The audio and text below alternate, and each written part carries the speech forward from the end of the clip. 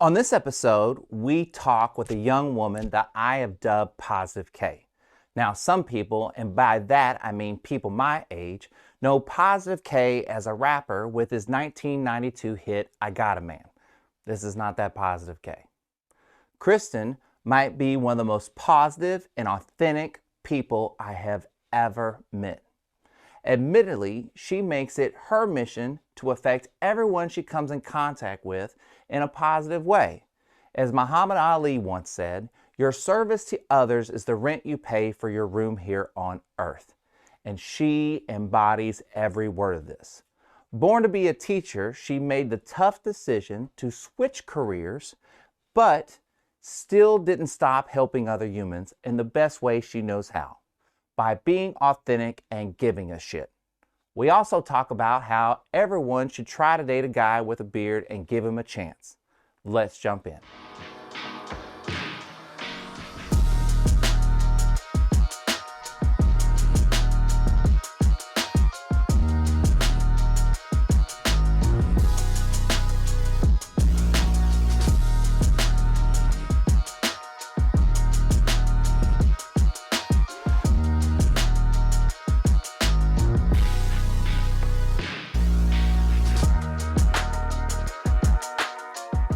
Hey, everybody. Welcome to a moderately good podcast. I am your host, as always, Scotty. And before we get this thing started, I want to start off by giving the quick shout outs to all the people that helped me and all the people I'm doing business with. So Above Average Joe Pro, that's my video audio extraordinaire.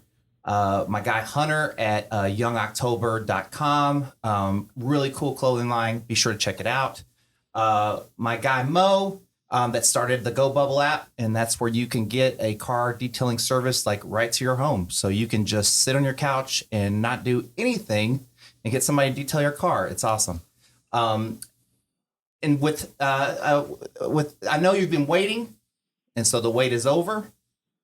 I'm here to introduce my guest, which is Kristen, and then your new last name is what? Yes, it's a tough one. Okay. I went from Rains to DiPasquale. DiPasquale. Yes. It officially changes tomorrow. Tomorrow, which Yes. this will be tomorrow will be like weeks, but Yes. it is tomorrow. Yes. And congratulations, by the way. Thank you.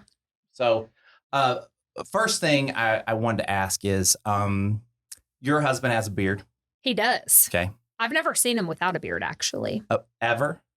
I saw a picture from high school when he didn't have a beard, but I don't feel like that's the same since we're well into our 30s. Is he better with a beard or no beard? Like from the high school picture? I'm team beard. Your team beard? Team beard, Now, yes. So this is where... But high school, that's kind of creepy if no, I just say, meant like, ooh. like the pictures from high school that you saw, how Yes. he looked with no beard compared to how he looks with a beard now. Just as handsome as he looks now, but I prefer the beard. Okay. Yes. So my question is, were you a beard person before you dated and married your husband?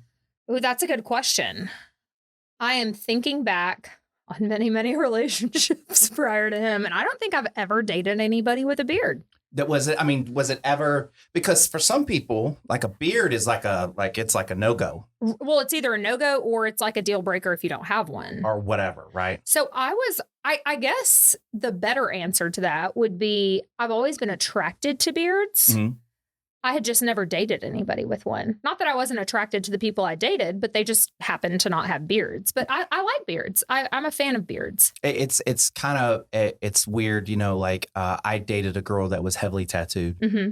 And so, but like people assume that was my type. Right. And Yes. and she's the only person in all the people that I've ever dated that Mhm. was as heavily tattooed as me, if not more. Yeah. You know what I mean? I'm kind of like, Isn't it fun how people just put a little type label on whoever you dated just based off of one person? well, I mean, because you really, unless, like in modern culture now, it's really cool to like post a picture and just talk about like your struggles and Mhm. and what's going. But like back in the olden days, like people didn't talk about things. They kept everything like in house. Right. You know what I mean? But Yep. now people don't keep stuff in house. Yeah. You know what's going on. Open books everywhere. I mean, it's Open books. weird. It is weird. It's strange. It's sometimes you read a post and you're like, huh, ever would have pinned you for that. My favorite posts are like the Riddler posts. You know what I'm talking explain. about? So like it's like the posts where like, and this is just a really easy example. It's like, you're never gonna guess what happened to me today. Oh yes.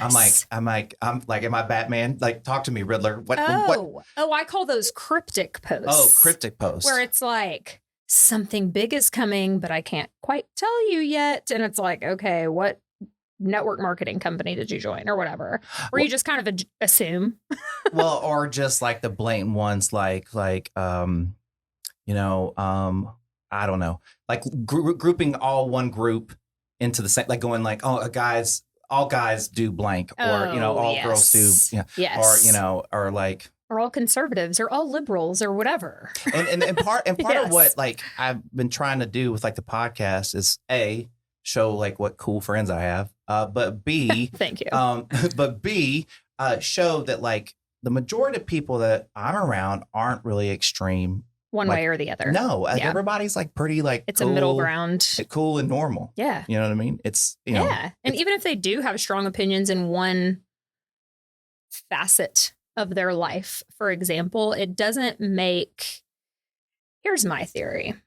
My theory is that our job is to love people for who they are and where they are. Right. Our job isn't to judge people. And I feel like there is just so much judgment out there based on one, and I'm specifically talking about social media, but like, for example, one post. The other day, for example, I posted, I shared something on Instagram, and it didn't state where I was on this heartbeat bill that passed. It didn't state which side I was on. It was just like, hey, here's some misinformation and here's the facts about, what's going on. Yeah, I would assume what you viewed as a very neutral kind of post. Yes. Like, it was literally just facts stating it. Yeah.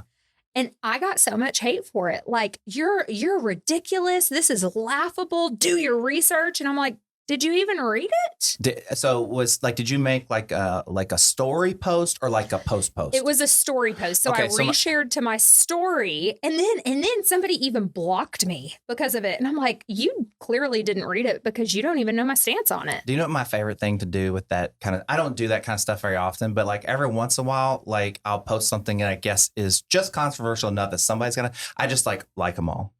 Oh. Like I just like heart them all. Like when they're just like, I can't believe you'd be that way. I'm like, heart. Yeah. And then I just leave it. Like, because I mean, it's kind of like, okay, that's what I should have done. Well, it's kind of like, okay, well, you're welcome to your opinion. And I don't know. I don't know. Like, I don't know.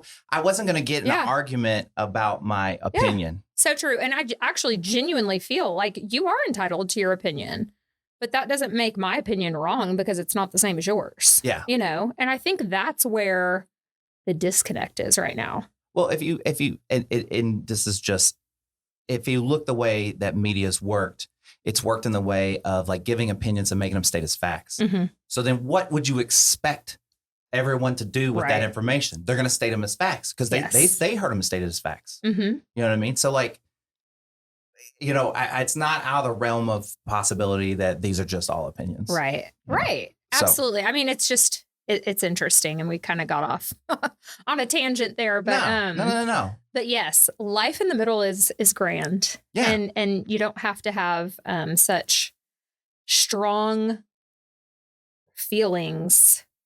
You're allowed to live in the middle, in the gray area. Well, you can have strong feelings on something, but being too deep in the weeds of somewhere is not going to be good for you, healthy for you. You know what I mean? Yeah.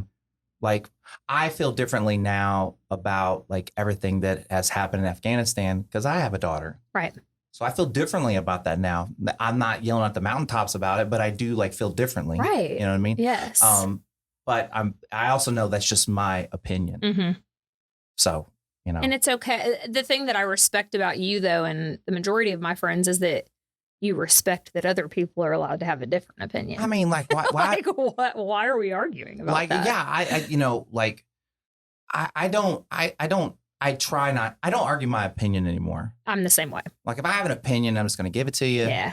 And then, you can do with it what you want. You can try to argue with me, but I'm just going to be like, okay, like I don't know what to tell you. Like, I mean, that, and it's working good so far. Mm-hmm. You know what I mean? Because like I'm trying to give people the same respect that I would want. Yeah.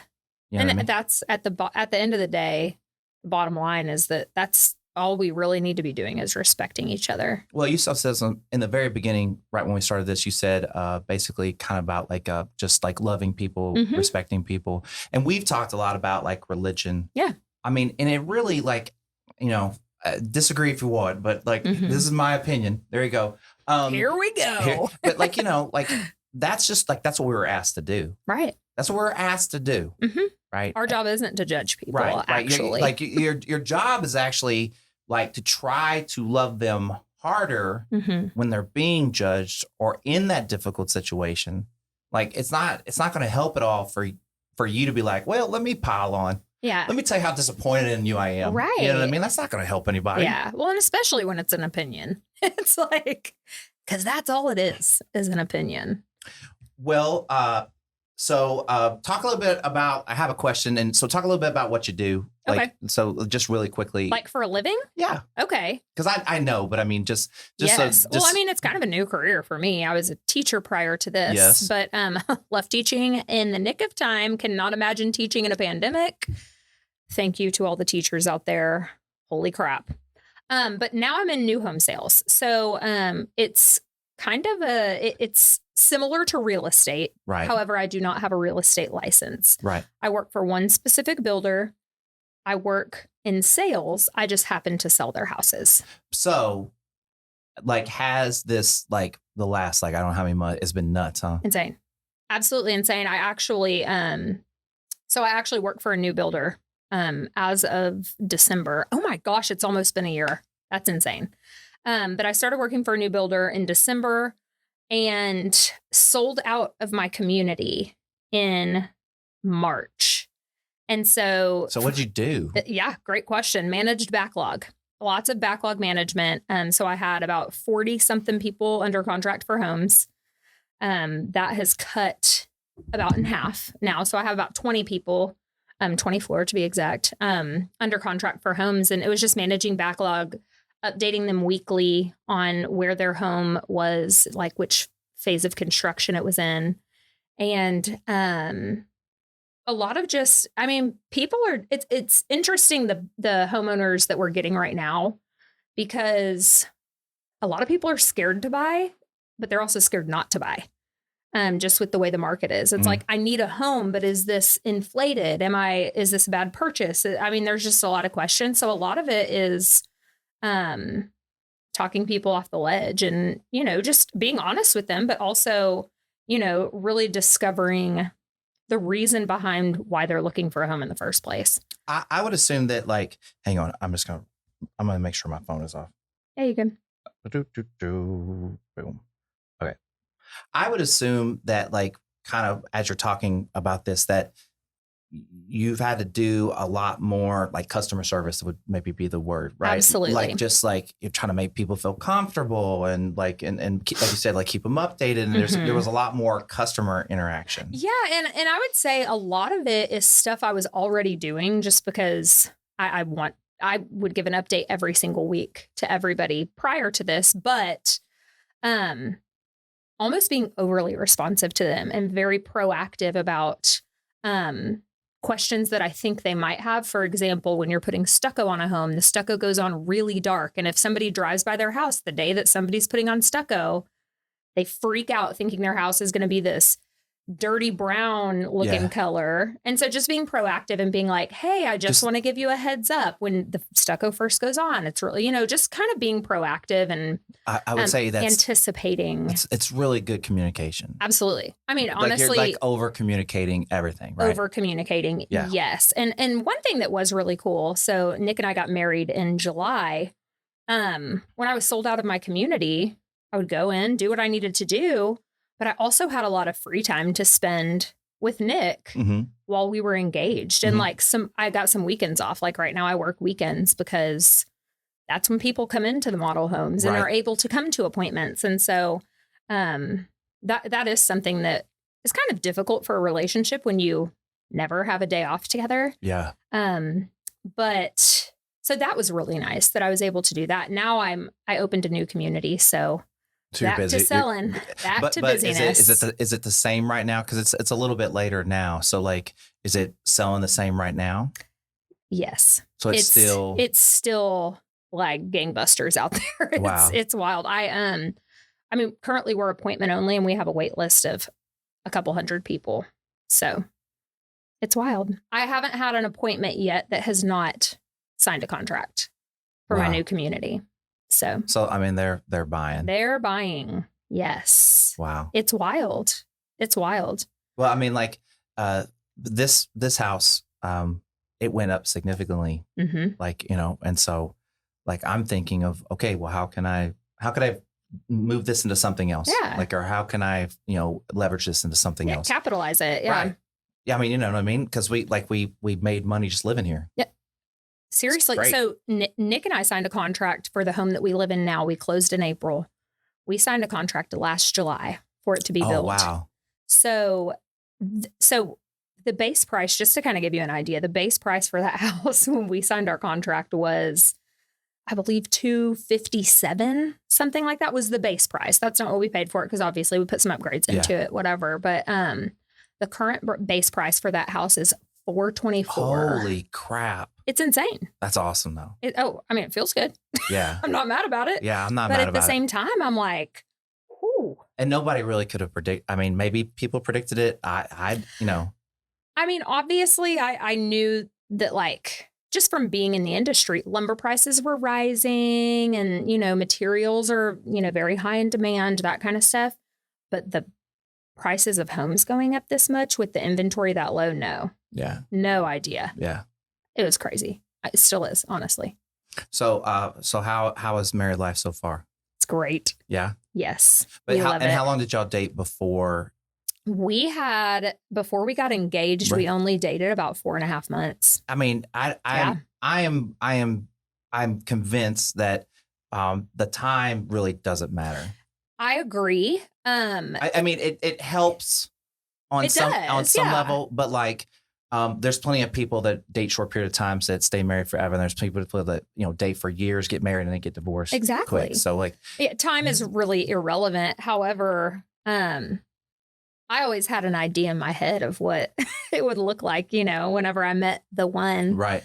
And everybody always told me, oh, when you know, you know. And I was like, okay, you know, never really believed that until I met him. Sure. So it was very much like that. And when I knew, I knew. And so when he asked me to marry him after 4.5 months, I was like, hell yeah, let's do it. You know, and what does he do for a living? He is the VP of Technology Innovation for a cybersecurity company.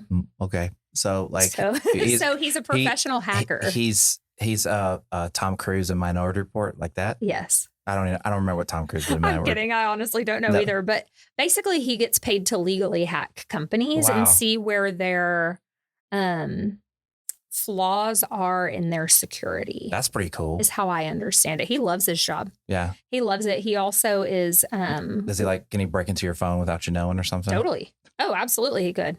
Yeah. I mean, it's probably bugged right now. Hey, Nick, what's up? Honestly, I know just saw it light up. It just like there it is. He's here.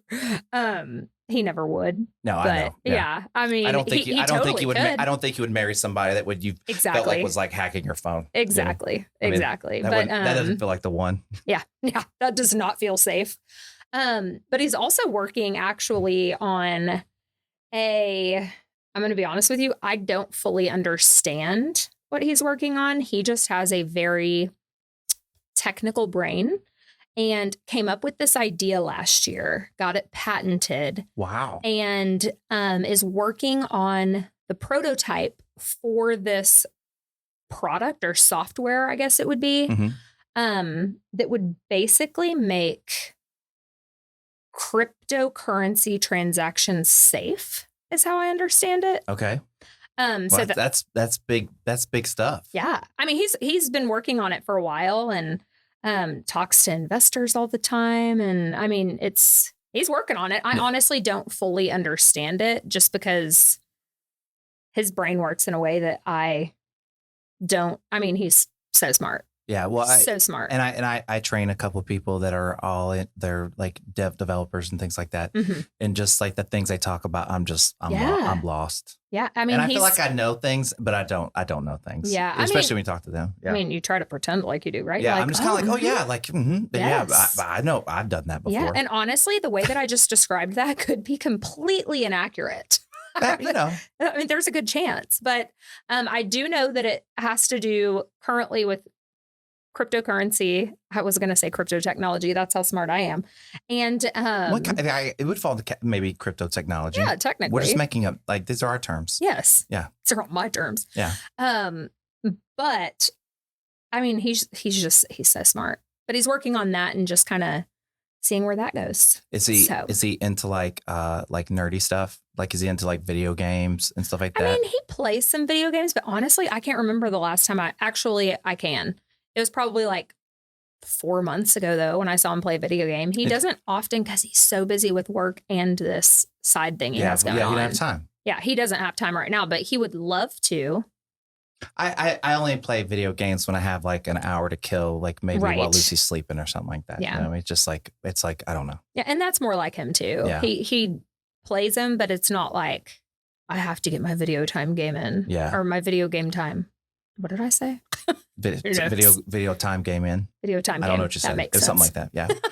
Yeah. Would you like to pull a question from Aaron's Space Oddity helmet Oh, God. or question oddity? I mean, it's slightly Just like dig around in there. terrifying to do that. Let me move this. No, nothing in there. I don't think she put anything in there that's like really crazy. Are these like specific to me or just in general? They're just in general questions, like just like this, like, you know, to spark conversation.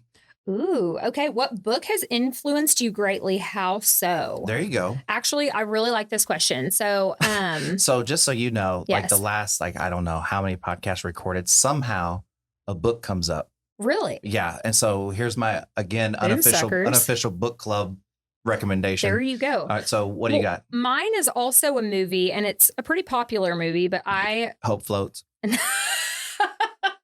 No. I don't even know if that's a book. I don't know. I don't know why. It probably is. I don't know why I thought of Hope Floats. Like where that came You were from. probably thinking, what could be the most ridiculous thing that could come out of her mouth right Well, now? I mean, like, what kind of book was she reading? Fried green tomatoes. Yes.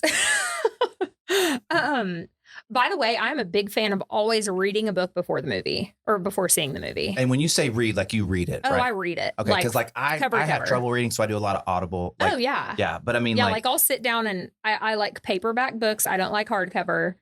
Paperback books, not flip through it, but like read it. do you like the paperback because like you can kind of bend it and Yes. mess it up and stuff like that? Mhm. I think that at some point, like I think it's hard for younger people to probably understand what that like feels like. Because even though I don't like to read, there's something 100%. about like holding that paperback book and stuff like Yes. that. Anyways, Absolutely agree. so proceed. Also, Okay.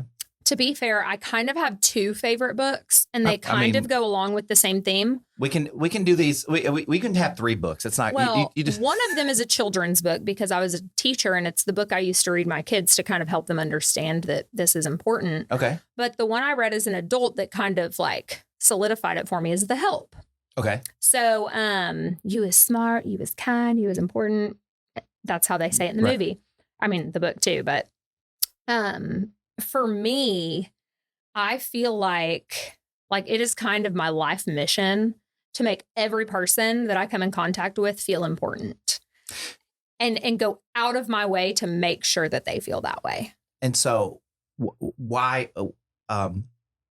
But why do you think that's important? Okay. And then, I don't want to say like selfishly, but how does that make you feel to do that for other people? Yeah. Okay, so I mean, absolutely. Okay. So number one, the reason I think that's important is there's way too many things out there in the world right now that make us feel less than. right. And I wasn't one of the cool kids in high school. I wasn't like the coolest in college.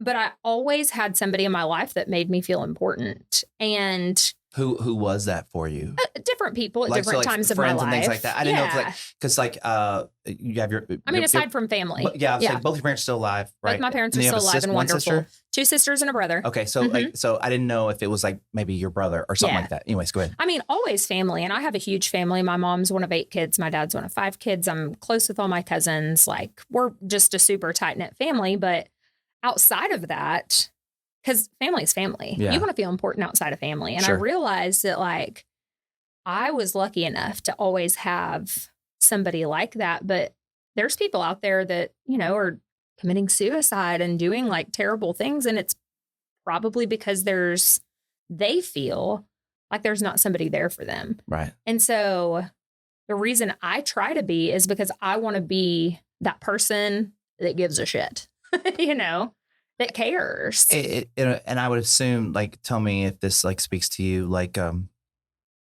you go into a gas station and you ask the gas attendant how they're doing, Mhm. or like, you know, like, hey, how are you doing today? Or, and probably a lot of times they're like, well, let me tell you. Yeah. Or whatever. Oh, yeah. Right. Like, is Absolutely. that kind of what you're talking about? Absolutely. Yeah. And I mean, a lot of times people are just like, oh, good, you know, and Yeah, they some just people don't give want- the standard, I'm doing good, even if they're not. Right.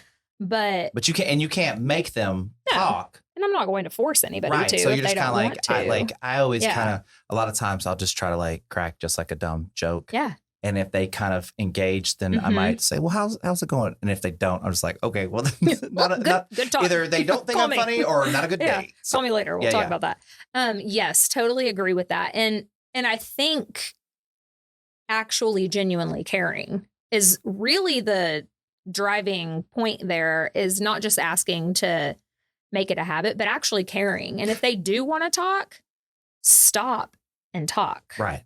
You know, so that's But I would assume, and leading into the second question was Sure. like that genuineness of like, you feel that caring for other people. The reason why you do these things is because it makes you like, you feel good. oh my to, gosh, like, yes. right. And Well, it gives me purpose. right. And Yeah. and I think specifically to say it gives you purpose, like it goes like doing for others is how you do good. Like Yes. I think there's a famous like Muhammad Ali or Cassius Clay, whatever he was going at the time, and he was like, you know, doing things for others is your rent paid on earth, Yes. right? Yeah. And like just imagine if everybody Had that mindset. right. Yeah. Like I mentioned to someone before, if you could never do favor for yourself, but you could always do favor for others. Mm-hmm. If everybody did that, you would always have favor, Mm-hmm. right? But like the way we are is like, I don't know if people are going to do favor for me, Right. so maybe I shouldn't do it. Yes. Well, I mean, like, Well, that's not to say like I'm perfect and I'm perfect at, you know, making people feel important. no, everybody has a bad day. Absolutely. Yeah. And I mean, I've had moments even the person that like blocked me the other day because of what I posted. I probably could have been a little bit more, what would be a good word for that? Open to talking about it and not so defensive, but I was just so caught off guard, and it happens. Yeah. You know, it's just the reality of being a human, you know. But yeah, I just Well, there's it's- so much value in it. Look, it's one thing to get mad at me, right? It's another thing to not like talk to me about it. Right.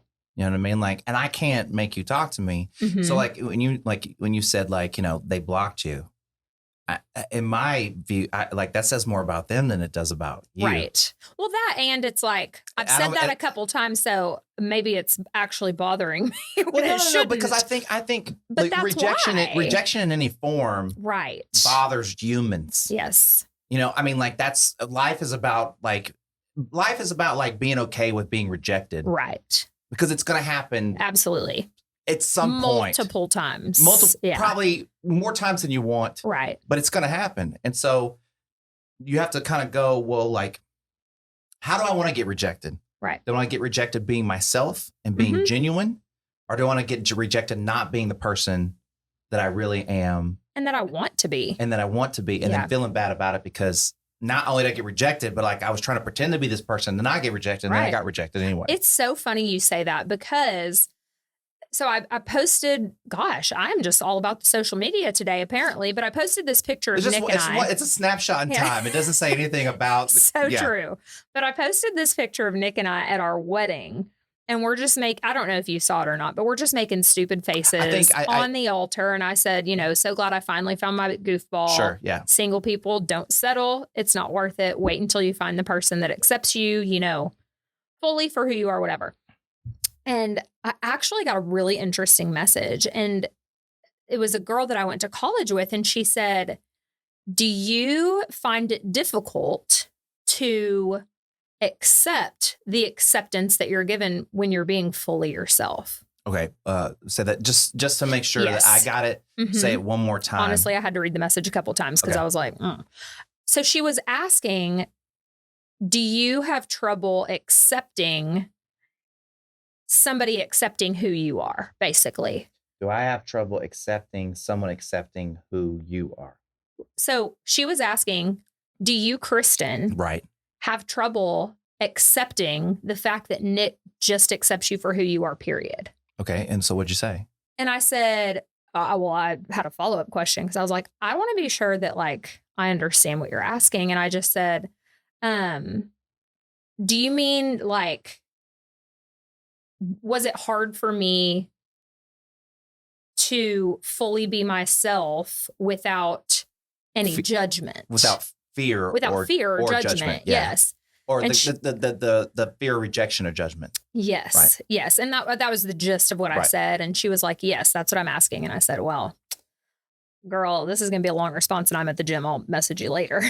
So I messaged her later and I said, for me, Nick was the first date that I went on where I was finally just like, I'm just going to fully be myself. And that means I'm going to say things that I probably shouldn't say.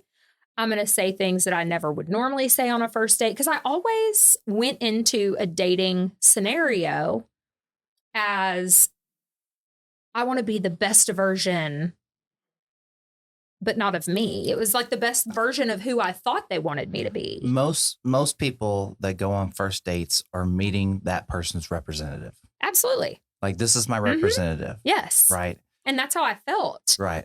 And then you have to keep up this facade as the relationship keeps going. And then that shit fizzles out around 6 months. Mm-hmm. And then shit gets real. Yes. Right. Absolutely. And I know a background about how bad your relationship was before Nick. You know what I mean? And so yeah. Yeah. And that was right around 6 months. There you go. Right. There you go.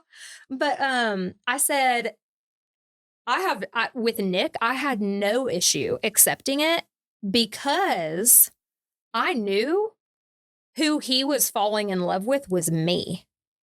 And in all there's the never other gonna be surprises. Right. And in all the other relationships, I had trouble accepting any love that I was given because I knew it wasn't who I truly was. Right. And so that's why it was so easy with Nick, because I was me and nothing was changing. It wasn't like I had to slowly let my psycho creep out, Right.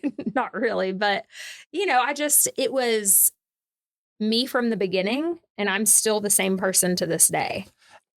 And let me ask, so, and that comes along with probably, I would guess, if you're upset, you just tell them, hey, Nick, I'm upset about this. 100%. We need to talk about this, right? Because being upset and then not talking about it, that's not you being your authentic self. Now, there's a way to go about that. Mm-hmm. You don't want to just blow shit, blow up on somebody. Be a complete psychopath. Right. But you want to go hey, this is important. Hey, I need you to listen, blah, blah, blah. Communicate, over communicate. Yes. When you were talking earlier, I was really wondering, and maybe there's no connection, but how communicating with all these people in the community and you having to over communicate, blah, blah, blah, whatever, mm-hmm. how much that manifested in your relationship.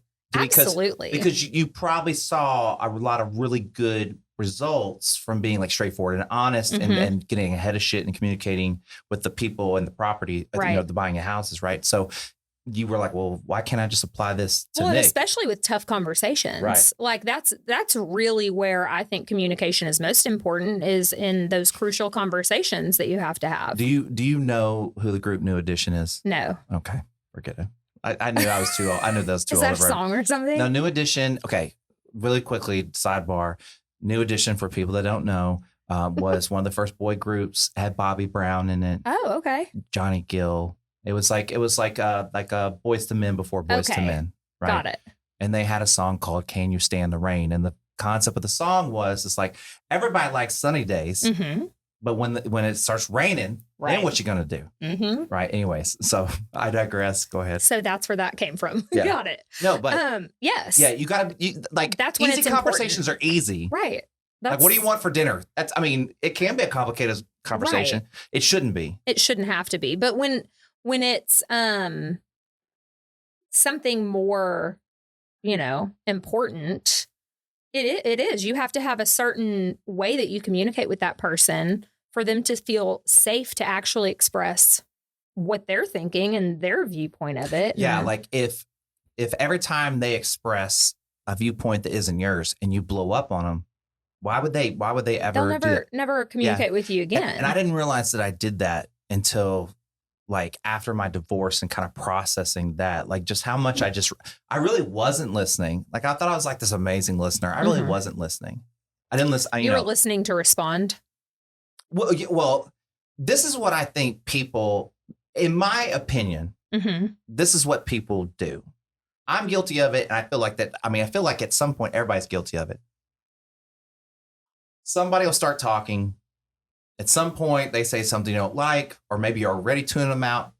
But for the most of the time, you're just thinking about what you're going to say when they're done As a rebuttal. as a rebuttal. Yes. Now, my question for everyone that's listening is, how do you rebuke something that you weren't fucking listening to? Well, that How do you and then have you an stopped like, listening to. it's like Jeopardy almost. Right. It's like you have the answer before the question's even like asked. That's not how Jeopardy works, but you get the idea, It right? does Like for some it's people. like you already had the answer to whatever they're saying. You didn't hear what they said. Right. You heard a part of what they said. Like I would challenge anybody, and this is something I started doing, is that when someone is upset with me, I don't say a word. Mhm. I just let them talk it all the way out. Talk it until like so they don't have anything else to say.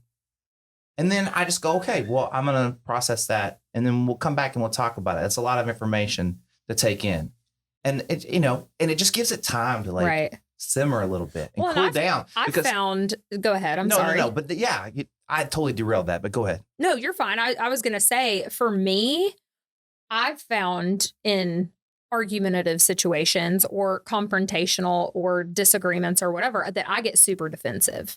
I think a lot of people want do to that. defend my honor, and but if I stop and I do what you said and I take a minute, typically I see the bigger picture instead of being tunnel vision on why I need to defend my honor. And I see the other person's side and point of view and can come back and be like, okay, like I totally see your side. How do we meet in the middle here? Or you're right and I'm wrong, or I really feel like you still aren't right. Like regardless of what the outcome is, I see the other side, and I feel like that's important. What is interesting about that is that we get defensive when someone is just telling us their opinion. Mm-hmm. They're telling you their opinion. There's nothing to really get defensive about. Right. But when they tell you that, you take it as, oh, well, if I don't agree with that totally, they're attacking me. Mm-hmm. No one's attacking you. They're just Right. telling you their opinion, just the way you would tell them your opinion. Right. It's not different. You know what I mean? But it's the point Why of do view. you think it got to that point, though? Like, why do you think people feel attacked? It's your ego. Okay. I've said this many times, and I'm just going to keep saying it. And I don't know. Have you ever seen 8 Mile with Eminem? Yes. Okay. At the very end of the movie, he has the rap battle with the dude. Mm-hmm. And he gets on the mic and he tells the whole audience all the horrible shit about himself. Mhm. And then he goes, hey, tell these people something they don't know about me. And then like drops the mic or whatever. Right. When you know all the horrible shit about yourself, Mm-hmm. and you work on that, you work on you work on all the horrible shit of yourself. If someone comes up to you and goes, you know what, like, you're always late, you go, yeah, I am always late. I'm really working on it. And there's nothing to get defensive about. Right. Right. But if someone says something to you that you don't agree with, they go, you know, you're always late. And you're like, I'm not always late. Instead of like telling that person off and going like, I'm like, analyze it. Go, am I late? Like, maybe they see something I don't see. Right. And analyze that and go, huh, I could be better about that. Yeah. I could be better about the way that I approach that. Yeah. And don't take it personal. Mm-hmm. You know what I mean? But like it's hard to drop our ego. Every time. It's tough. Like I don't know exactly what the timeline is of it, but at some point, a baby, way to go. Oops. No, you're fine. I'm just kidding. At some point, a baby, when they look in a mirror, they don't see another baby, they see themselves. And that's where they recognize ego. Right? Yeah. Now, it's important to have ego. You have to have a sense of self. Mm-hmm. But for it to be inflated or big or more than it needs to be. Or unrealistic. Is unhealthy. Right. You know what I mean? And so true.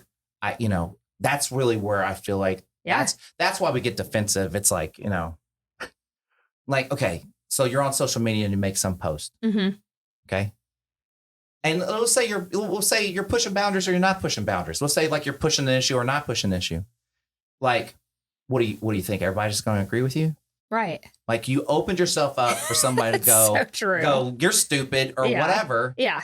And then you're mad about it because they thought you were stupid. Right. And then I just her. I just I had an interaction like that, like online. And like, if anybody knows, I mean, the situation, like I got divorced, Aaron moved in, we had a baby. It's all out of order. Right. And to traditional standards. Yeah, I don't care. Yeah. Anyways, it's so I had posted something about like Aaron being pregnant or something like that. And somebody messaged me and they were like, are you married still? And I was like, no. And they were like, oh, so this is a girlfriend? And I was like, yeah. And they were like, well, good luck with that. And I was like, heart. Thank you. Yeah, I was like, yeah, I'm not even going to touch that with a 10-foot pole. I think the next text was, or the next message was like, I meant that sarcastically. And then I was like, heart. Aware of the situation. Thank you. I was like, what do you think? I'm an idiot? Yeah. So my heart was also sarcastic. I'm pretty sarcastic. I got it. Yeah. I just don't give a shit. That's the difference. Oh my gosh. People are crazy. Or people can be crazy is what I should say. Well, and we were kind of talking about this a little bit before, like we started, that like everybody's got their people. Mm-hmm. Like, like if we were having some like war of the races, mm-hmm. right? And then we're like, well, you're gonna need an asshole for this event. We got plenty. You know what I mean? Like everybody's got the all the things in all the races. So like you should just be really looking for like good people, like good people in there. Keep a good circle. Exactly. You know what I mean? Yeah. And be selective in a sense with your circle. Have you ever heard that? I don't know who said it or who wrote about it or what it was, but you are the sum of the 5 people that you spend the most of your time with. Yeah, I've heard something to that effect, right? I believe that, and I believe it's important. Here's the thing that like people don't understand. You get to pick the 5. Mm-hmm. Like people view it and they go like, well, I don't relate to my 5 or I don't. Well, you're picking them. Yeah, the 5 aren't forced on you. Yeah, and like nobody's making those 5 stay. Mm-hmm. You know what I mean? And what I tell you what gave me a lot of emotional freedom was that like when I realized like not everybody has to stay in your life. Mm-hmm. People come and go, and like it sucks sometimes. Some people that you really want to stay or you care for, they leave. Maybe they die. Mm-hmm. Maybe they just move on. But like, I mean, that's the circle of life. I mean, it's gonna, and the people that are supposed to stay and supposed to be will be there. And then the people are there for periods of time. That's just that was why they were there. It's the reality of life. Yeah. Like I don't regret being married at all. Yeah. I don't regret getting divorced at all. Right. You know what I mean? Like, and once I reconciled that like these moments don't define me. Right. They're just that's part of things that happen in life. It affects you. It doesn't define you. But then you're like, okay, well, how do I react? Mm-hmm. That's what defines you is your reaction to that. And are you going to react poorly, or are you going to try to react in the best way you possibly can? Right. You know what I mean? And that's up to you. Well, that's the best part. Well, so agree or disagree. I don't think I've ever really gained anything from treating someone poorly. Never. I agree wholeheartedly with that. I've gained more negative. Yeah, shame specifically. Right. I feel terrible if I ever treat somebody negatively. Terrible. Yeah.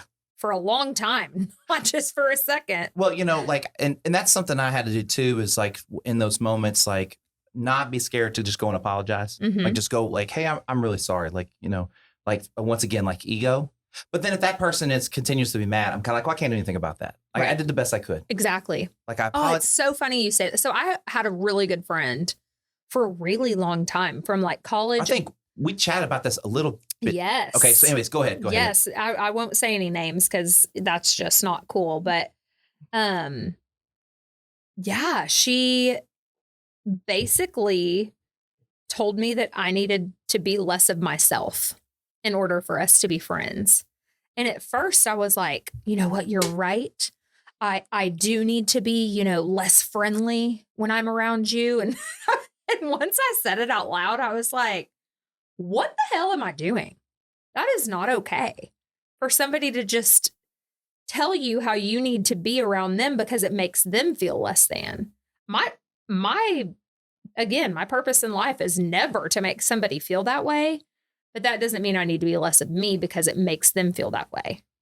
Does that make sense? Yes. And so it was weird because that person wasn't at my wedding, wasn't a bridesmaid, which they would have been. Yeah. Had that conversation in that phase of whatever they were going through that made them feel that way not happened. How do you feel about it now? I mean, I miss the friendship we had. Sure. And I think this. It might not be over. Well, and I agree. I agree with that. I miss the person that I thought I was friends with. I still feel like she's a good person, and I feel like she's going to do great things, and I wish I was a part of her life. Oh, excuse me, I just spit. But at the risk of me being deluded to make somebody else feel comfortable, you're setting a boundary. Yeah. You're like, these are my boundaries. And I will say, when I was a teacher, I was not good at setting boundaries. That's one thing that my new job has taught me is you get to train people how to treat you. Instead of somebody being like, this is who you need to be and how you need to act. It's like, no, this is who I am and this is how I act. And if you're not okay with it, because I'm not a bad person. Well, and I was going to say, like, you have to have you have to be pretty good at the core. Right. And, and have confidence little in it. ego, be confident about what, like, you're in, like, what you're good at. Like, you have to already have your stuff kind of set up to be able to go, like, hey, I'm not hurting anybody from being this person. So, like, I don't know why it upsets you so much. Right. Right. Yeah. Right. And the incident that happened that sparked the conversation, nothing even actually happened. It was assumption on her end of what she thought happened and what she thought was happening. And so, and even when, I tried to clear the air and was honest and told her everything, it was like, well, see, that happened because you were acting this way. And I was like, I acted that way with everybody that night, though. Yeah. It wasn't just this one person. Anyways, you can probably kind of gather where that's going, but nothing happened. I was actually in a relationship at the time. Nothing happened, So, I mean, it is what it is. It's up to her whether or not she chooses to believe me, but obviously I know the truth. The other dude knows the truth. Nothing happened. Right. So, well,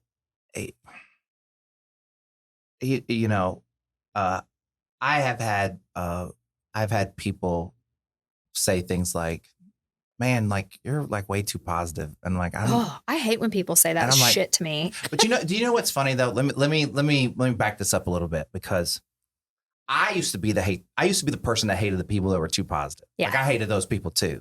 I was like, ugh, you're annoying. Yeah. Like, why are you so positive all the time? Like I Right. remember, but that was because I was miserable. Right.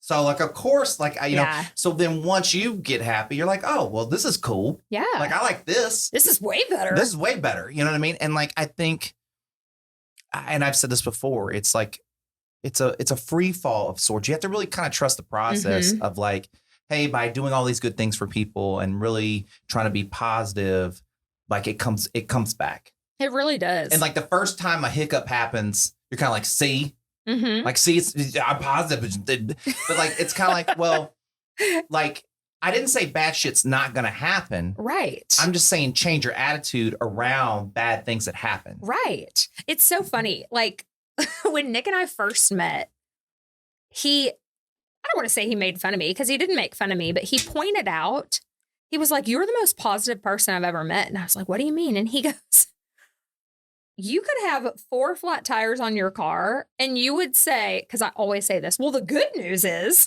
and so he's like, you're always finding the good in whatever is going on. Like the good news is you are lucky enough to have a car to drive. And the good news is you have AT&T curbside on your phone where they come to you and change everything. And he's like, you always just find the best in any situation. And I'm like, I don't understand how people don't do that. Well, I would go nuts. Well, if you're still breathing air, Mm-hmm. okay, and you're not in a war-torn country, Right. if you're here at Mhm. least, and maybe you're not homeless, Mm-hmm.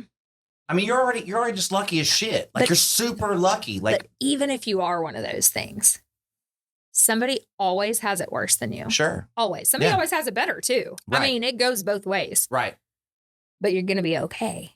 Well, and like, you know, I think kind of coming back to a previous conversation, like you need to be good with what your stuff is. mm-hmm. Like, don't worry about the people who have more. I'm not saying don't worry about people who have less. You should worry about people who have less. But Right. Absolutely. I guess what I'm saying is that like, you know, Enjoy where you're at. yeah, like don't spend so much time, like help below if you can, trickle it down, whatever. But I'm saying like, don't spend so much time worrying about what you don't have. Right. Be appreciative of what you do have and be able to be giving to others that don't have Mhm. as much. It's kind of Because like imagine that. the rich people did that for you. Right. You know what I mean? It's kind of like the grass is greener. Right. Always. Right. Always. But it's never not. Yeah, exactly. No. It's the same grass. It really is. It's the same grass. It's the same. Everybody's growing the Well, same grass grass. is green where you water it. Have you heard that saying? Well, but but I it's mean, true. I mean, not in my backyard. It's not. But like, yeah, it's kind of like, well, be appreciative that you have grass. mm-hmm. I mean, shit. Some people Yeah. don't have grass. Yep. You know what I mean? And like that perspective a lot changed for me. Like in getting divorced, Mm-hmm. in connecting with Aaron, in having the baby, of just man, like, and going like through the pandemic. Gosh, You know what I mean? Like, what a time to be alive, right? right. But like, really, like, in this weird way, the pandemic made my life slow down, Same. and so then it made me appreciate more. Mm-hmm. But that was just the view I took on it. I didn't have a choice. Like, I had to make a living. I had to provide for my family. Like, Aaron is pregnant. Yeah. Like, I mean, you know Well, what it I made mean? you be creative. It probably like tuned you into a side of yourself that you really probably didn't know existed or you hadn't tuned into in a while or whatever. Well, I mean, like, how did we get here? Right. You know what I mean? I mean, I was asking that earlier. Like, Yeah. how did this come about? You know? You know what I mean? And this is like very pandemic-ish. Mm-hmm. You know what I mean? But like I've said before on a different episode that like I miss the process of doing it, Mm-hmm. like building the garage and doing all this stuff. Right. And then that's why I keep adding like little things like everywhere. It's because like I miss the process of doing. Now that it's done, it's like it's done. Right. And so now I miss the process, and so I'm trying to find other ways to be like Yeah. creative or Other whatever, projects. or whatever. You know what I Yeah. mean? Or what more can we light up in here? What do you think has changed the most? Now I'm asking you a question. Yeah, I'm good. Go ahead. What do you think has changed the most in your life because of the pandemic? Like the biggest game changer for you, whether it be personally, professionally. Obviously, you became a dad, but other than that, Professionally, what has changed for me is that my job is, you can't not train. Like, Right. so like my day job is being a personal trainer. Mm-hmm. We can train in so many, we can do Zoom. I can come to your house. You can come to my house. We can go to the gym. I mean, like Were you doing it all of those different, like down all those different avenues before the pandemic? No, before the pandemic, I was training just in people's homes and just at a gym that I train at. Okay. So that was another way you had to get creative. Yeah, like I work from home days now. Mm-hmm. Like imagine that. Like I work from home. Like other people work from home. Now I work from home. Yeah. This is the office at that time. And so that's like totally different. But like, like I think with a lot of business, like, like fast food, like everybody had to figure something out. Right. And I just was like, well, either I figure it out or we starve. Right. So I got to figure it out. I got to figure out like how to provide for my family, still provide quality service for my clients, still, make sure that like they're getting what they need, but you have to figure it out. And like some people are just like, fuck it, Right. Like I didn't gain weight or the pandemic. I worked out I did. like, the whole time. God bless it. But I mean, like I think a lot of people did. It's an easy slide. Yeah. You know what I mean? When you're told basically you can't go anywhere or do anything, I built a gym in my garage. And everybody has a gym in the garage. Mm-hmm. And people like to run. Like, I mean, I Go guess figure. But I mean, like you could run, but like there was a point where maybe you can't go outside or whatever. You know what I mean? So I think that, I just tried to do the best I could with the hand you were dealt. Yeah. And I tried to just, I heard stories about old people talking and they would be like they ask them about the pandemic and they're like, I don't give a shit. Like I've already gone through World War II and, the Black Plague or whatever else. That was probably way before anybody that's alive right now. But like, they were like, this is just, it's another thing. Yeah. Well, and I feel like for me, I almost feel a little bit jaded and again, it's just a different perspective because my job was considered essential because the housing market was considered essential. Now, do I feel like the world would have gone on without me showing up to work? Yes, probably. So I don't know that essential is the right word for it, but I saw people, I still to this day have not gone a day in quarantine. Me neither. Yeah. Like I have not quarantined once. I have not. I got COVID back in August of last year. Yeah. So I had to quarantine then for like 3 weeks. Yeah. And like Erin was pregnant at the time and she had to leave. And it was horrible. Yeah. But I still haven't gotten COVID though. Yeah. Okay. So I feel like I have, unless I'm one of those people that had it and showed no symptoms and probably was a super spreader to every person I came in contact with. You didn't think you did, you didn't have it. Yeah.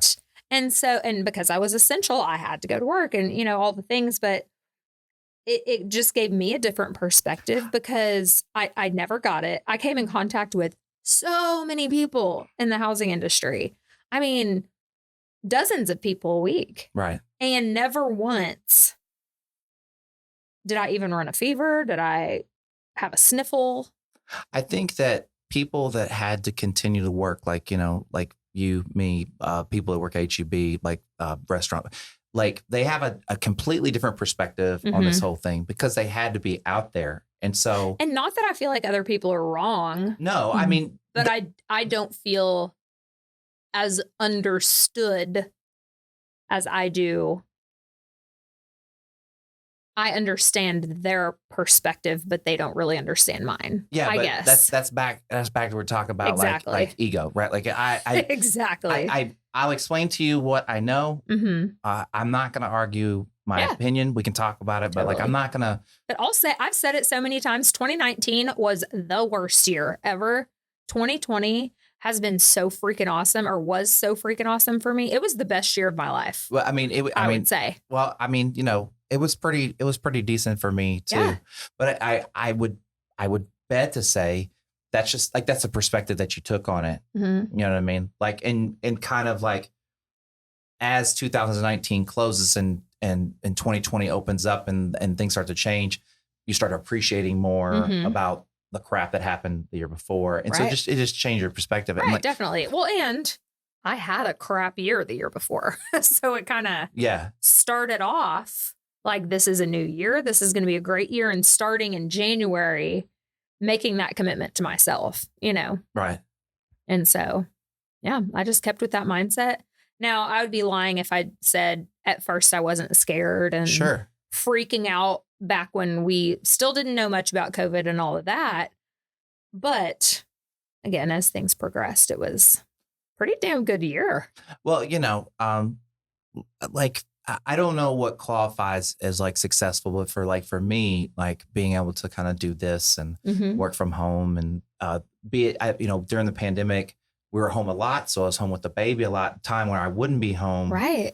But I feel like that's just all perspective. Yes. You know what I mean? Like, so I could have easily been like, I'm stuck at home and I don't know, whatever else you would say if you're negative, but right. I don't know what negative people say. So like, no, I mean, so anyway, so I think that,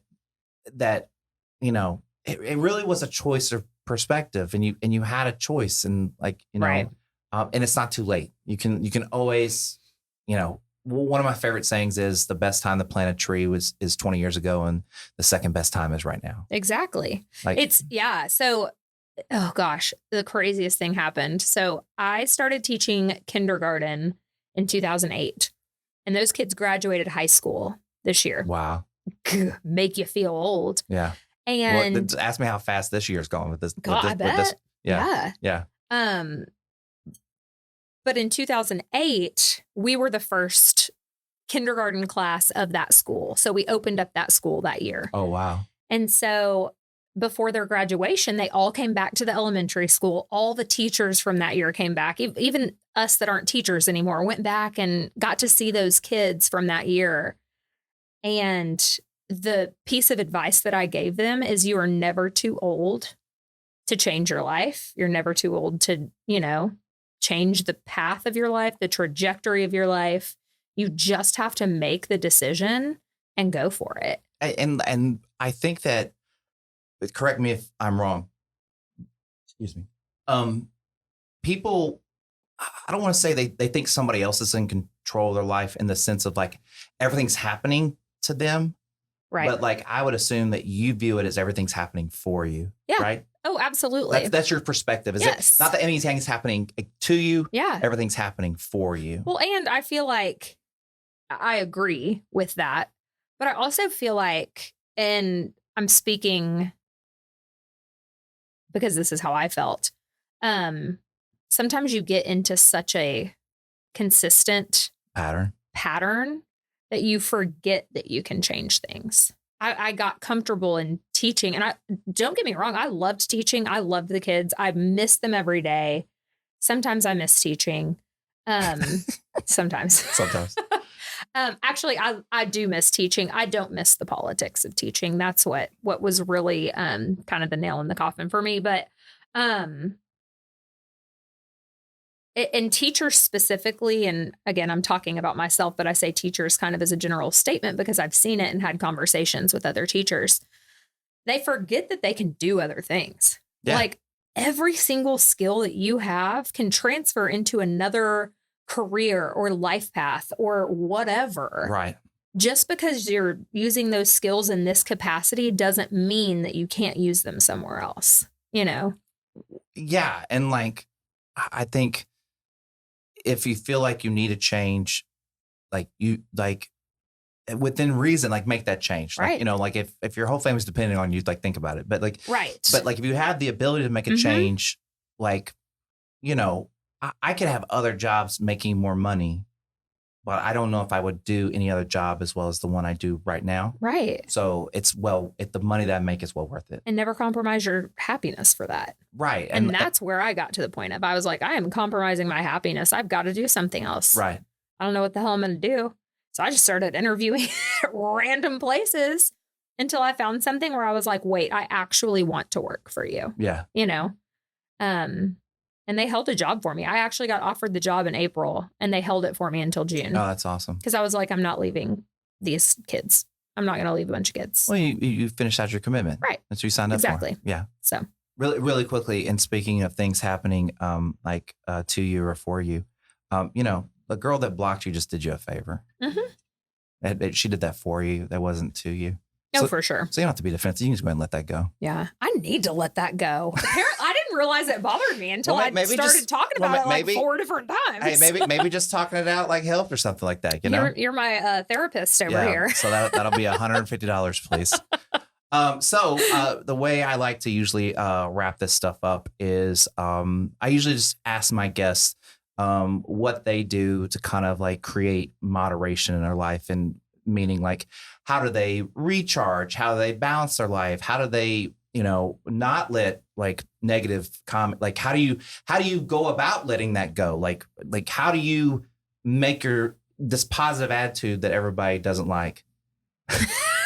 How do everyone hates you for? How do you maintain that? Because it's not always easy. Like when people go like, "Hey, you're positive all the time." It's like, well, there's moments where you're not. Like you're at home by yourself and you're like, "Fuck," But it's but when you leave the house, it's best foot forward and you're trying really hard. Right. But, so just maybe I don't know, 5 minutes about like what you kind of do, and I might have small questions along the way. Yeah, of course. I think number one is exercise, so whenever I was talking about how last year I was freaking out and, whenever we didn't know what the pandemic was and really how it was affecting people, I wasn't working out. I wasn't going outside because I was scared to. I would do like a few squats in my living room, but that wasn't doing much for me because I was used to doing high intensity, like lifting heavy weights and all that.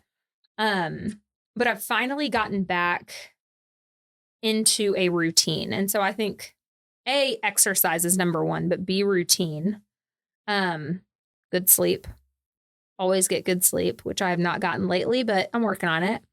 And having somebody that you can talk to, I think, are like the top. How many was that? 4? Yeah. Top 4 things for me.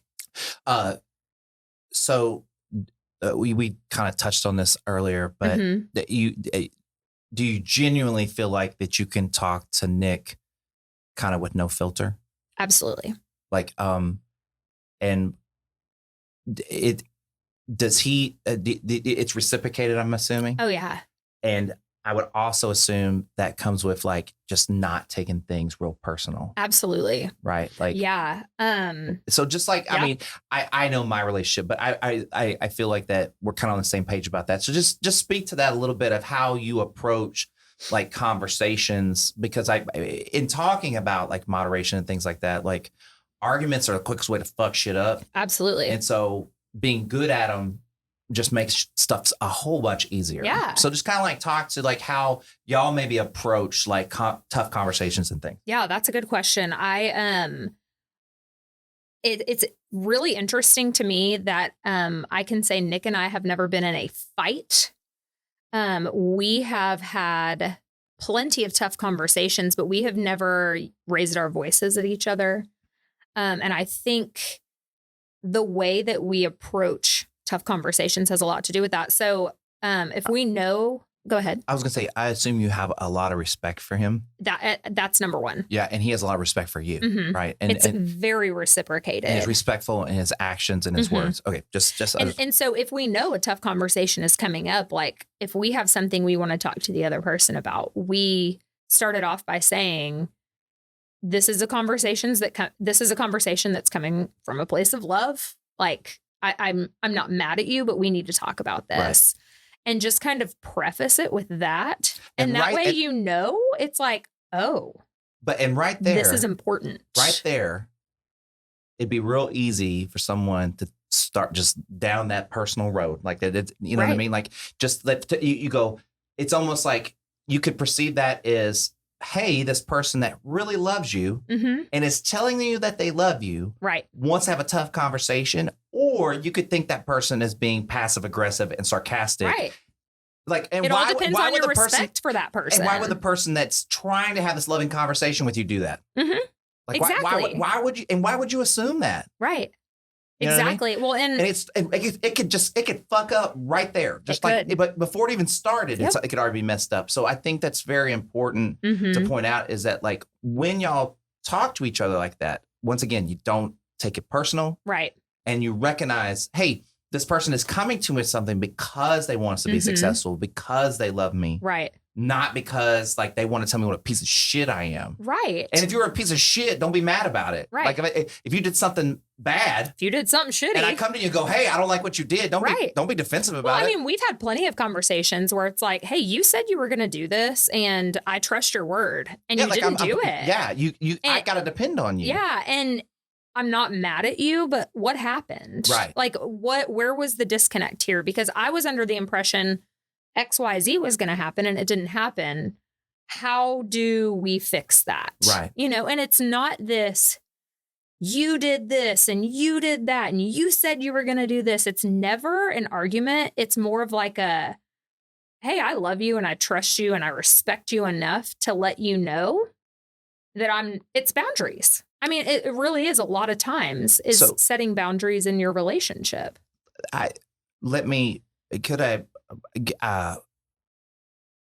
Do you think that's part of what you talked about like being your 100% authentic self? Like that is part of it, right? Yes.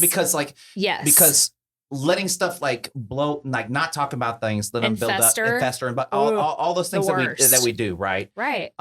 And even if it's simple as you go like, hey, I really need to talk about something. I'm going on, I have a work trip for like 3 days. Like, don't worry about it and trust not to, and then we'll talk about it when we get back, but like not being impulsive or right. Does that? Yes, I agree. I feel like, I mean, again, he's the most real I've ever been in any relationship. So with him, it's easy for me to be like, oh, this is bothering me. I'm going to say something. Whereas any other relationship, I'd be like, oh, maybe it was a fluke. We'll see if it happens again. You know, and it's like you kind of make these excuses why you shouldn't talk about it. And that's when it just keeps getting worse and worse and worse because then you're thinking about it all the time. And I mean, it just becomes a bigger issue than it needs to be. So we're big proponents of nipping it as soon as it bothers us, too. It keeps it small. Well, something that Aaron and I do, and I'm not recommending this necessarily, but like, say like she accidentally like snaps at me or something or whatever, or she'll go, hey, like, don't take that personal. I'm just in a bad mood. 100%. We do that. Right. And in that moment, like you can either continue to take it personal. Right. Or trust that person and go, be like, they're in a bad mood. Damn, they're mad. And and to what you said earlier, you go, how can I help? Right. I'm your partner. Yeah. You're in a bad mood. What can I do? Yeah. How can I make it better? Can I make you dinner? Do you want me to take care of the lawn? Like, what can I do to help you? To take something off of your plate right now. Yeah.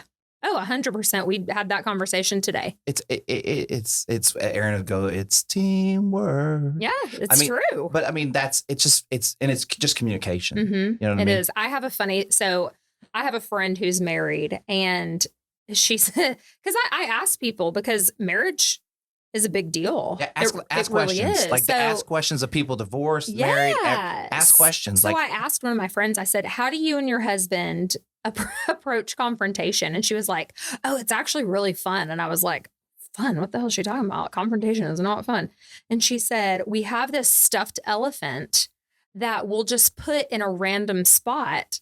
And whenever the other person notices it, they'll be like, oh, do we need to talk about the elephant in the room? And it breaks the ice so that then they talk about whatever the issue is. I mean, that's cool. It's funny. I'm like, okay, we're probably not going to buy a stuffed elephant, but that's funny. Well, if you need a stuffed elephant, right? I can tell you where I got the stuffed armadillo. They have all animals. I love that armadillo. Yeah, it's going to become a whole thing. I'm working on it. I love it. So yeah, but I mean, I think everybody handles it differently. But I think you just have to find what works for you and your partner. You know. Yeah, I mean, I've seen people that have been married for like, I don't know, 50 years or whatever.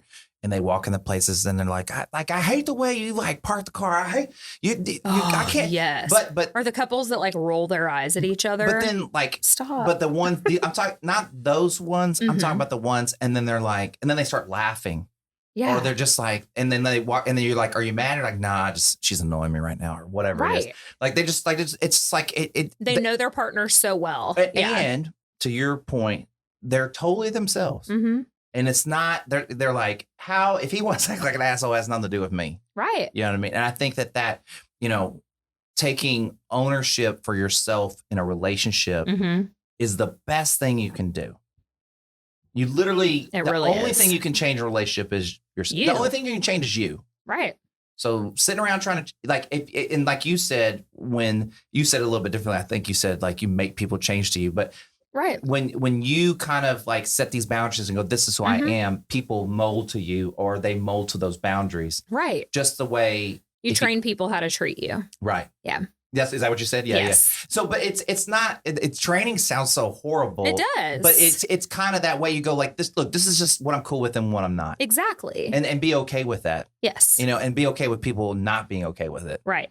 I mean, that's just the way it's going to go. Yeah. It's a 50. And it's like you have to be confident and firm in those boundaries too. Yeah. I mean, like you can't say this is my boundary, but for you it's okay because I don't want you to not like me. Well, and especially.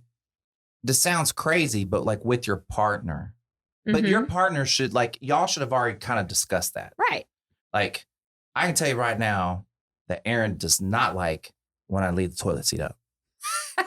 And when we first started dating, she used to leave me notes, let me know, put the toilet seat down. Right. It's funny. But I didn't take it personal. I took it as, this is something that's important to her. I'm going to try to remember. And now, I pretty much do it automatically. Yeah. And it's not a thing. It's more of a thing of it makes her life easier. So, and I have the ability to do that. Right. So why wouldn't I wouldn't I do that for somebody that I care about and love? Yeah. Yeah. Like Erin can't understand that I like my food lukewarm. She always wants to heat up my food. And I'm like, I don't like my food hot. I like it just lukewarm. Oh gosh, you and Nick, man, he'll eat stuff straight out of the refrigerator. Oh yeah, I'm all about it. Right? I can't. But no. So then she'd warm up my food, and I'd be like, don't warm up my food. And she's like, well, but don't you? I go, no, I want it lukewarm. And we had conversation about it. And then finally, she was just like, okay, I won't do it. I was like, cool. And then now she'll if it's cold, she'll usually kind of warm up a little bit. Yeah. And but I had to understand that. She was just trying to take care of me. Right. She was trying to do something to show you that she cares. I care enough about you that if I fix you some food, I'm going to warm it up. Or if it's cold, I would warm it up. And I had to understand that was her way of showing affection and caring. And it wasn't insulting. Right. Or that she didn't, not that she ever said that she didn't remember, but that she kept doing it even when I asked her not to. Do you, have you ever read the 5 love languages? Yes. Okay. And what are your thoughts on that? I think that you really, if you want to show your partner that you love them, you need to ask them how they're loved. How they feel loved.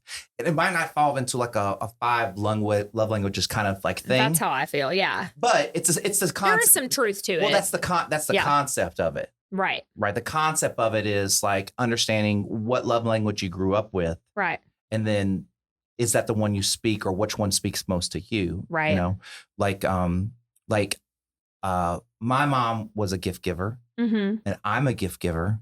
But Erin, her mom wasn't a gift giver, and she's not a gift giver. So when I give her gifts, it's almost like it can be embarrassing. Not embarrassing isn't the right word, but just a little overwhelming. Yeah, that's a better word. It's overwhelming. And so sometimes I have to force her to take gift. I'm like, right. I got her. She's a musician, and I got her a keytar. Do you know what a keytar is? No, what's that? It's from the 80s. It's got the piano right here. And it's got yes. Okay. Right? And so we kind of talked about it, and I surprised her with it for everything she does here around the house and helping me with the podcast and stuff. And she was like, I told you not to give me any gifts. And I was like, well, if you don't want it, I could take it back. And she's like, well, we can keep this one. You know what I mean? But this one's okay, but no. It made her so happy, and it's so awesome. You know what I mean? But I don't want to say not. I try not to put her in that situation a lot because I know it makes her feel uncomfortable. Right. I try to show her the ways that she seems to gravitate towards. Yeah. And that's loving someone. Loving someone the way they want to be loved is important. Yeah. Absolutely agree. And if you're doing something other than that, then we're just talking about miscommunication. Right. Again. 100%. So there you go. There's the number one. Communicate. Yeah. Well, I mean, one of my friends, and I don't know if he stole this from somewhere, but he was like a happy life or happy marriage lives on the corner of communication and compromise. Yep. And like, I mean, it makes sense. if you have a list of top 10 things that you want in a partner, just go ahead and scratch 3 of those off. Like, you're just not going to get them. Right. You just go ahead and scratch it off and be happy with 70% and hope it's not worse. Yeah. And if you get lucky and you get 80%, well, good for you. Right. You know what I mean? But there are always going to be things about your partner that you're not going to like and stuff like that. And to be vocal about it and say like, hey, I don't like this. What can we do to minimize this? Right. Or whatever. Or like, Well, can you be aware of it for me because we're partners and stuff? You know what I mean? Just things like that, you know? Don't even pay it. It's like, it's probably fancy football. Oh, I was like, sorry, that may have been my phone. No, we're talking about it and probably people won't even hear it because the mics don't pick up that far. That's true. But like, so just so you know, there was a noise though. Anyways, go ahead. I was going to say, I think it's important to have things that you're definitely looking for in a partner, obviously. But making that list so expansive and so unrealistic that person probably doesn't exist or doesn't exist in every situation is just ridiculous. Well, because you were saying like cross them off the list, like you're not only going to find this percentage or whatever. I think that's true. However, I do feel like it's important to have some things that you're not necessarily willing to compromise on. If you have a list of 10 things that you aren't willing to compromise, they're going to be ones that are more important than others. Absolutely. Yes. So, like pay attention to those. But if you don't, that's what I'm saying. If you don't get them all, you're going to be okay. Like, you'll be fine. Right. Like, I mean, it'll be fine. Like, you can have a really great relationship. Right. Well, even with me, I would have, one of my things that was important to me was that I wanted somebody who supported me wanting to raise a potential future family in the Catholic Church. That didn't mean they had to be Catholic. That didn't mean they had to be a practicing Catholic. That didn't mean they had to be a former Catholic. Just that they supported me in wanting to do that. So it's like, that was something that was important to me. And honestly, it was the reason some relationships ended. Right. But that was something that was so important to me that I didn't want to budge on. And I think that's totally fine, right? Oh, 100%. Yeah. But for other people that I'm friends with, it was like, no, they have to be Catholic. And I'm like, that doesn't make sense. Well, I mean, they just drew their line like a little bit further. Yeah. You know what I mean? But like, it's true. Hey, but like, hey, that's, well, yeah. I mean, I hope you get that. Like, I mean, that's what you want. And again, this is perspective. My dad wasn't Catholic growing up, but he always supported my mom in raising us Catholic. And so that's where my perspective comes from. Sure, whereas other people, it may not. A very accepting perspective. Right. Versus a non-accepting perspective. Right. I mean, we could easily say that your husband having a beard wasn't on your list. Right. But now it is. Surprise. Dang. Well, and honestly, height wasn't on my list. He's tall. He's so tall. Yeah. He's like 6'7", 6'8". That's crazy. He's a giant. He's like a lumberjack. Yes. But anyway, so. Greatest lumberjack ever. Yeah. So, you have to, the list might change. It might alter. Like, don't be end all be all. Right. You know what I mean? Like, be willing to accept other things and other ideas and stuff. It's just going to be a lot easier. What ended up working out was just me being fully myself. Yeah. At the end of the day. There you go. There you have it. Well, did you have a good time? I had a great time. This is awesome. Yes. Would you come back and do it again? I was about to say we should do this more often. Okay, but just like, so I'm just, not that I'm like holding anybody to it, but like a lot of people said they want to come back. So that's really great. Like, yes. I'd love to. The atmosphere I'm trying to like create is one of like, just like great conversation and stuff. Most definitely. So anyways. Okay. So give me a hug before we get out of here. Yes. Oh.